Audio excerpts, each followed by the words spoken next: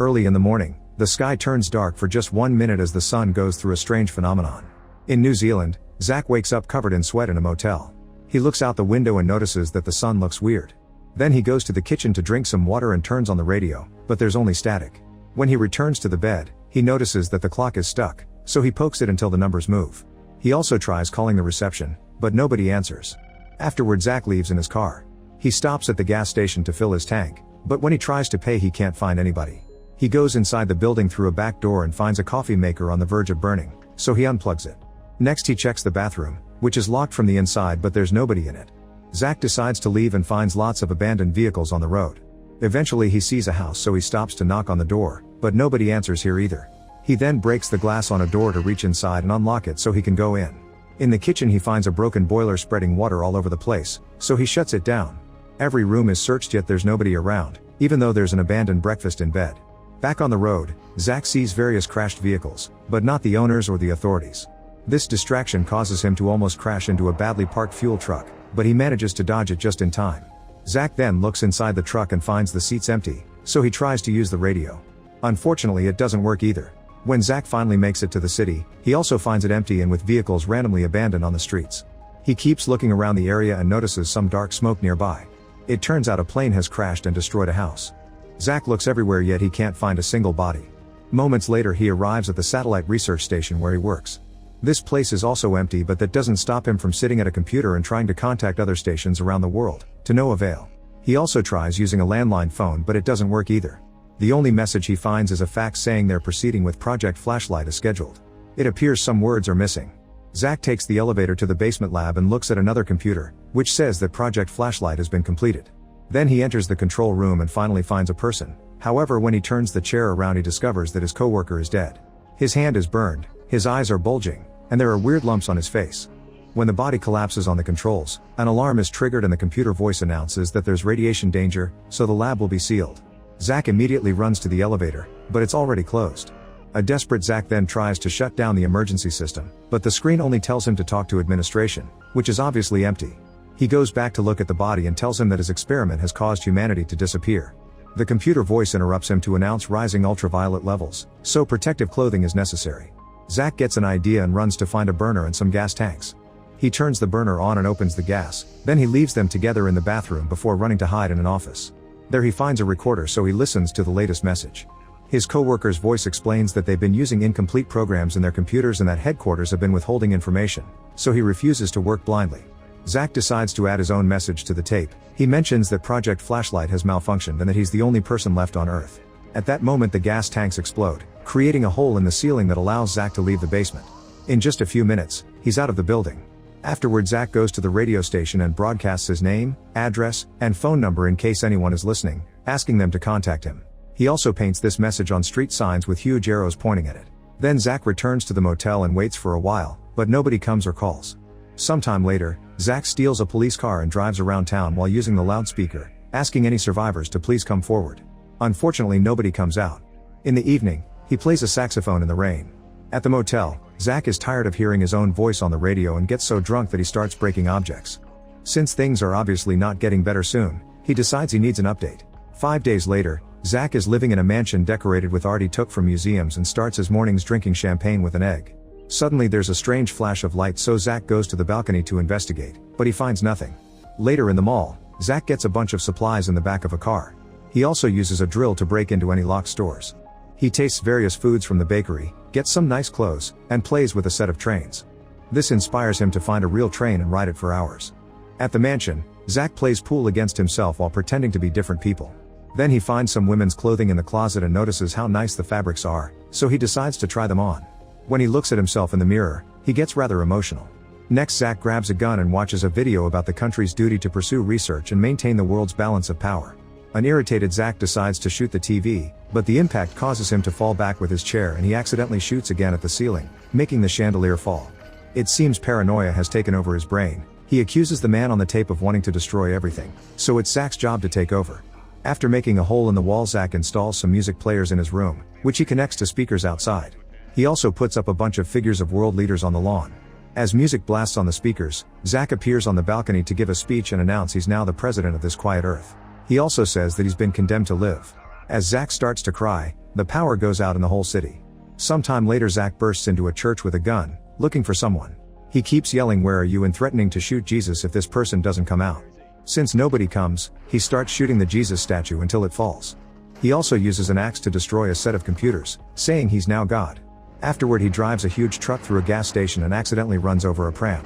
Zach immediately runs to check on it because he's afraid he may have killed a baby, but the pram is empty. While the gas station catches on fire, Zach grabs his gun and tries to self-delete, but he hears the building explode and decides not to do it. After a nice swim in the sea, Zach installs a generator to have power again. The next time he goes to town for supplies, he hears a strange noise nearby. He grabs his gun and hides in the store, but nothing happens. While driving down the road, he wonders if a car has been moved or if he's imagining things. At home, Zach connects a remote control to the mower to take care of his garden without lifting a finger. Then he uses his computer to check the radiation levels. Some numbers seem to be higher, so he tells the computer to keep an eye on them. Suddenly he hears the noise again and turns around to find Joanne pointing a gun at him. Zach puts a hand up and Joanne lowers the gun, explaining it isn't real. The relief of finally finding another human being causes them to hug. In the evening, they share a nice dinner and talk about what they've experienced since the event. Joanne says that she saw a dead baby in the hospital covered in maggots, but the child had been dead for less than 3 weeks. Zach mentions that the water goes down the hole the wrong way, so he has the feeling that they're either dead or in a different universe. The next morning they decide to go looking for more people. Zach has a hangover from drinking too much last night, so Joanne has to drive. In the middle of the road, they find the scene of a crash with a man dead in a car window. Medicine has fallen from an ambulance and a woman is dead at the door. She has a radio in her hand, which means she was trying to call for help. Joanne believes she was alive after the effect. Moments later Zach makes Joanne stop the vehicle so he can use a device to check on the sun. He asks Joanne if the sun is pulsating and she says no, so he throws his device away. In the evening, they decide to stay at a motel. During dinner they discuss the probability of finding more people. Joanne thinks there are others, they just are trapped or too afraid to leave. The following day they each take a different vehicle to cover more area and keep in touch using walkie-talkies. Joanne goes to the hospital but she can't see the dead baby anymore. Zach goes to the local university and connects the generator to the computer. Suddenly another strange light flashes and Zach senses something strange in the air. Joanne calls him to tell him she also felt something weird, then she goes to check the prison while Zach searches the library. Neither of them finds a single person. During dinner, Zach tells Joanne that Project Flashlight had been an American idea and other countries were only helping. The Americans had been experimenting with energy transmissions through a grid surrounding Earth, which would allow planes to fly without needing to refuel. Joanne calls it men playing to be God, but Zach thinks there's no proof their experiment caused this and thinks God could have done it. Joanne refuses to believe God would do this and has a breakdown, so Zach comforts her. The following morning, Zach is startled awake by the phone ringing. He picks it up only to hear Joanne pretending to be the receptionist. She brings him breakfast in bed and he accidentally spills the hot food on his lap. It seems they've spent the night together and now they're a couple. Afterward they race their cars through the city to have some fun before splitting to continue the search. Zach goes to the lake and reads some science books before recording his conclusions. He believes that the fabric of the universe has been altered and is now unstable. On his way back to town, Zach finds a huge truck blocking the street so he has to make a turn. However, he finds another street blocked by cars. He takes the only free street but drives for just 1 block before encountering another truck. When he tries to leave by moving in reverse, a new truck comes out of a building and blocks him again. Zach leaves his car to investigate but doesn't find anyone on the truck's seats. Suddenly API jumps out the back of the truck with his own gun and disarms Zach before patting him down. He also asks if he's seen anyone else, and Zach says no. At that moment Joanne tries to contact Zach, so API realizes he's been lied to and forces Zach to take him to his friend. At the park, API hides while Zach reunites with Joanne. When API realizes they aren't dangerous he comes out and drops his gun, so the three of them share a hug. The trio leaves together and doesn't stop driving until night falls, so they camp around a fire. API shares that before the incident, he had been fighting with a friend. While they punched each other, they fell into the river and the friend took the chance to overpower API, holding him underwater. As he fell unconscious, API's spirit left his body and watched the scene from above. When the effect happened, his friend disappeared and API could feel his spirit traveling toward the strange light. However, the weight of life sent him back to his body. Hearing this story makes Joanne remember that when the incident happened, she had been electrocuted by her hair dryer. After Zach remembers that the night before he had mixed alcohol with his medicine, he realizes he must have died too. The trio concludes that they survived the effect because they were dead when it happened. They spend the night in API's place and he plays the piano while Joanne and Zach dance. They end up all singing together. In the middle of the night, Joanne wakes up because she feels something weird and discovers that API isn't in his bed.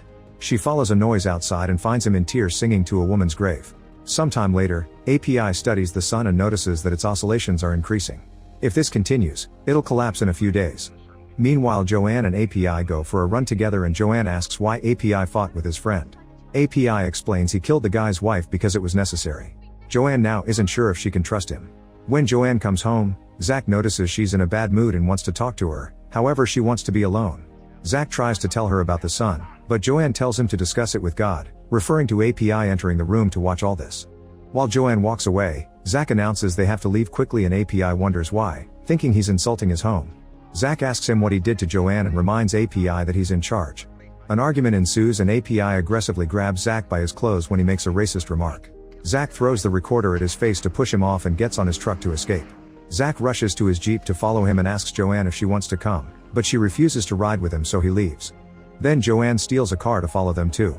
During the chase, API hears the notes in the recorder and learns that the sky grid created by Project Flashlight has been affecting the sun.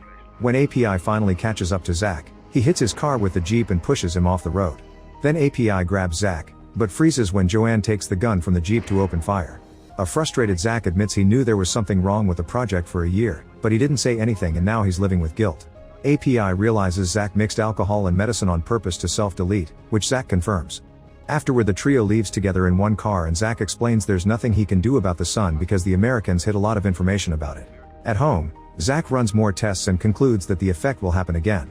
Suddenly there's a flash of light and Zach disappears. Joanne looks for him while API begins walking on the wall. At the same time, Zach is alone in an alternate version of the room without the others. He can hear Joanne calling him and looks for her outside, but he can't find her. Joanne can hear him too, yet she can't see him either. Thinking Zach is gone for good, Joanne and API comfort each other with a hug. However, Zach comes back inside and easily reunites with them. He says this was just a tremor and next time they'll get the real effect. API thinks they must bring the grid down to solve this, so he takes his friends to a military warehouse and blows up the door to enter. They find many trucks and a huge amount of explosives, which they can use to destroy the grid. While loading the explosives on a truck, Zach concludes that API and Joanne aren't real and he's been hallucinating. Then API drives the truck with explosives while Zach and Joanne get in a car. Zach wonders if Joanne likes API more, so Joanne tells him about API's crime. She looks away from the road to kiss him and almost crashes into a truck, but Zach manages to move the vehicle just in time.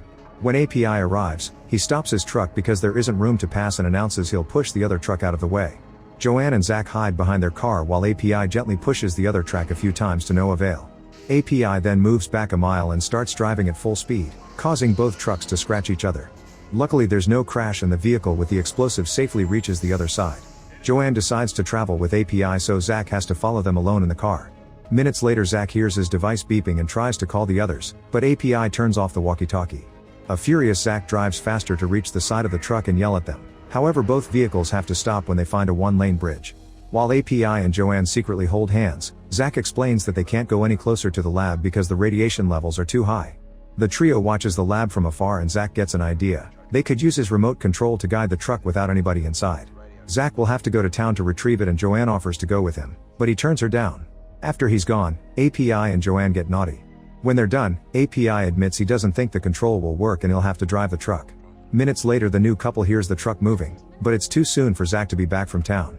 They look out and discover that Zach never left. He's now driving the truck with the explosives connected to his heart. Zach pushes the truck through the area he weakened during his first escape and lands near his coworker's body. Then he detonates the bombs, blowing up the whole lab with one huge explosion. After several minutes of seeing the mysterious light, Zach wakes up on a beach. On the horizon, a massive ring planet rises above strange-looking clouds. Make sure to subscribe and turn on notifications so you can watch more videos like this. Thanks for watching.